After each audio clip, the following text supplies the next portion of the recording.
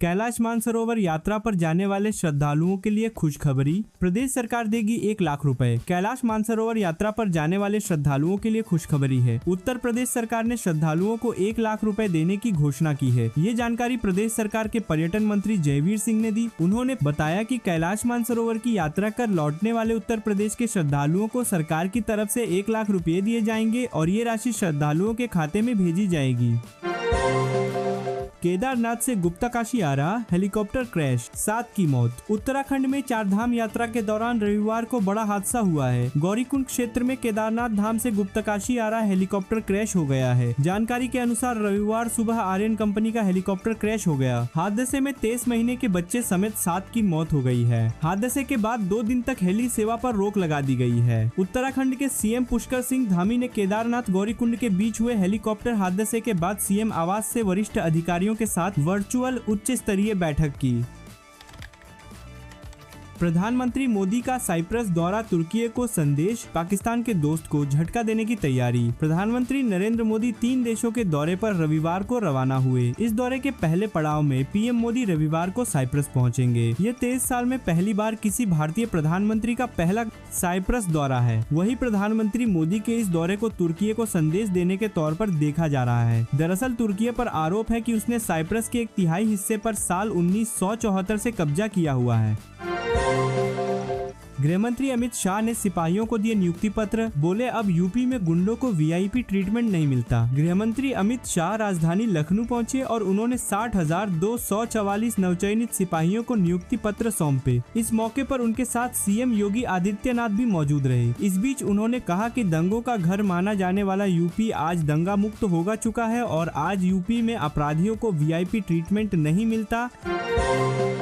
France दौरे पर जयशंकर की मैक्रो से मुलाकात, आतंकवाद के खिलाफ समर्थन पर जताया आभार। भारतीय विदेश मंत्री डॉक्टर एस जयशंकर ने फ्रांस दौरे पर फ्रांस के राष्ट्रपति से मुलाकात की और इस दौरान उन्होंने प्रधानमंत्री नरेंद्र मोदी की शुभकामनाएं राष्ट्रपति मैक्रो को पहुंचाई और आतंकवाद के खिलाफ समर्थन पर के लिए उनका आभार जताया। उन्होंने कहा कि दोनों देशों के बीच बातचीत में आपसी विश्वास, सहजता और रणनीतिक साझेदारी की महत्वाकांक्षा स्पष्ट रूप से दिखी। विदेश मंत्री एस जयशंकर ने आर्मेनिया के विदेश मंत्री से भी की मुलाकात। दोनों देशों के बीच सहयोग और क्षेत्रीय मुद्दों पर चर्चा। जयशंकर ने फ्रांस के मार्से शहर में आर्मेनिया के विदेश मंत्री अरारत मिर्जोयान से भी मुलाकात की। जयशंकर ने इसे महत्वपूर्ण बातचीत बताया जिसमें दोनों देशों के बीच सहयोग और क्षेत्रीय मुद्दों पर चर्चा हुई। इससे पहले जयशंकर ने ब्रुसेल्स में यूरोपीय संघ के शीर्ष नेताओं से मुलाकात की थी और भारत EU रणनीतिक साझेदारी को आगे बढ़ाने पर चर्चा की थी। पेरिस में रणनीतिक समुदाय से मिले जयशंकर, भारत यूरोप साझेदारी और वैश्विक बदलावों पर मंथन। विदेश मंत्री एस जयशंकर ने अपने 4 दिवसीय फ्रांस दौरे के दौरान कई अहम बैठकें की। सबसे पहले तो उन्होंने आतंकवाद के खिलाफ फ्रांस के समर्थन की सराहना की। फिर शनिवार को पेरिस में रणनीतिक मामलों से जुड़े विशेषज्ञों से मुलाकात की। साथ ही दोनों देशों ने रक्षा, तकनीक, शिक्षा व इंडो पैसिफिक जैसे क्षेत्रों में सहयोग बढ़ाने और रोडमैप लागू करने पर सहमति जताई।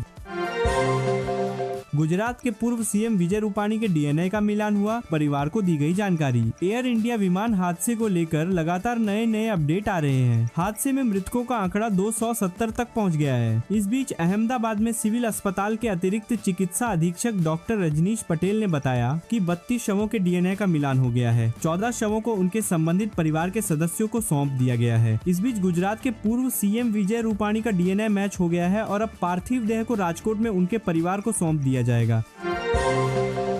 कोरोना वायरस संक्रमण के मामलों में दिखी वृद्धि, पिछले 24 घंटे में 10 लोगों की मौत। देश के कई राज्यों में पिछले करीब 1 महीने से कोरोना वायरस संक्रमण के मामलों में वृद्धि देखी जा रही है। केंद्रीय स्वास्थ्य मंत्रालय द्वारा साझा की गई जानकारियों के मुताबिक 15 जून को कुल 7,383 एक्टिव मामले थे और पिछले 24 घंटे में 17 नए लोगों में संक्रमण की पुष्टि की गई है। वहीं 10 लोगों की कोरोना से मौत हुई है। देश में संक्रमण की बढ़ती रफ्तार को देखते हुए स्वास्थ्य विशेषज्ञों ने सभी लोगों को फिर से एप्रोप्रिएट बिहेवियर का पालन करने जैसे मास्क, हाथों की स्वच्छता, भीड़ जाने से बचने की सलाह दी है।